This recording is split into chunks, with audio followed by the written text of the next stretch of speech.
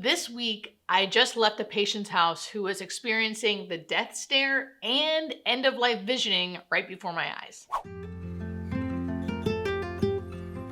If you're not familiar with the end-of-life phenomena, there's a few things that happen at the end of life to most people. And one of the things is called a death stare, which is when someone gets really fixated on a certain part of the room, and no matter what you do, you can snap your finger right in front of their face and they will not move their gaze. Sometimes they just stare, sometimes they will talk to someone who you don't see, sometimes they'll have a big smile on their face like they're seeing something that's obviously making them very happy. So that's called the death stare. The other thing I witnessed is called visioning. It's end-of-life visioning. It's one of the main phenomena that we see as healthcare workers at the end of life. And this is when someone sees visually someone who has died already that they usually love and know, whether that's their mom, their dad, uncle, an old friend, one of their pets even. And they sometimes will have conversations right in front of us with these people that we don't see. It's called end-of-life visioning. So here's what happened during my visit. So I walk in, I'm just doing a follow-up visit. So this is not my patient, it's just someone I'm helping out for my other coworkers. And it was an elderly couple. The elderly man was the patient and his wife was the caregiver. They were in their mid to late 90s and they had been married for 70 years. So I instantly loved these two. They were so sweet. I was talking to the wife a lot just about her life and their life together. They still seem to be pretty madly in love. And he was what I would call pleasantly confused. So he was able to recognize his wife. He seemed happy to see me, but he could not really make out a conversation. During my visit, he kept looking over at me and smiling really big and just being so sweet. Like I said, pleasantly confused. As I was doing my head-to-toe assessment and just trying to talk to him, even though he couldn't really talk back, I noticed that he would be looking at me and smiling and then suddenly turn his head and be fixated on another part of the room and then smile this huge smile, like he was seeing something over there. And he kept doing it throughout the whole visit. And even when he would look back at me finally, he'd smile again at me and then kind of engage with me and then all of a sudden glaze over and look to another part of the room, and I could not get his attention when he would do that. And then suddenly this big smile would come on his face. And I wanted his wife to see this because a lot of times these end-of-life phenomena can kind of give you a timeline of when this person may be dying. It usually starts happening about a few weeks to a month before someone dies. So I always think it's really important, if I'm seeing this,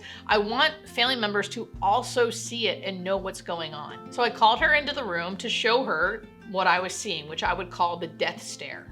That's what I usually call it. And I was showing her, do you see how he's staring off to the corner of the room and I cannot get his attention? And I was kind of calling his name and like snapping my fingers. And then you'd see him have this big bright smile on his face, like he was seeing something so amazing. It was the most amazing thing to see. And she goes, oh honey, he's been doing that for a week now. And I'm like, oh, he has? I'm like, you've already seen this? She's like, yes, he does this multiple times a day. And you know what? I asked him the other day what he was looking at, and he actually told me. That doesn't always happen. So I was like, oh my gosh, what did he say? And she goes, he said Jesus. And I was like, oh my gosh, how amazing, how wonderful. And the point of the story is not that he was seeing Jesus, because many people say they see many different things. And it usually depends on what religion they are. Sometimes they don't see any kind of deity at all. They say, I see beautiful clouds or I see flowers. Some people see Jesus or God or angels. But the great thing is that whatever he was seeing, he was very happy and he was smiling. So after my head-to-toe assessment, the wife and myself went into the living room again, and I was just sort of catching her up on everything that I was noticing.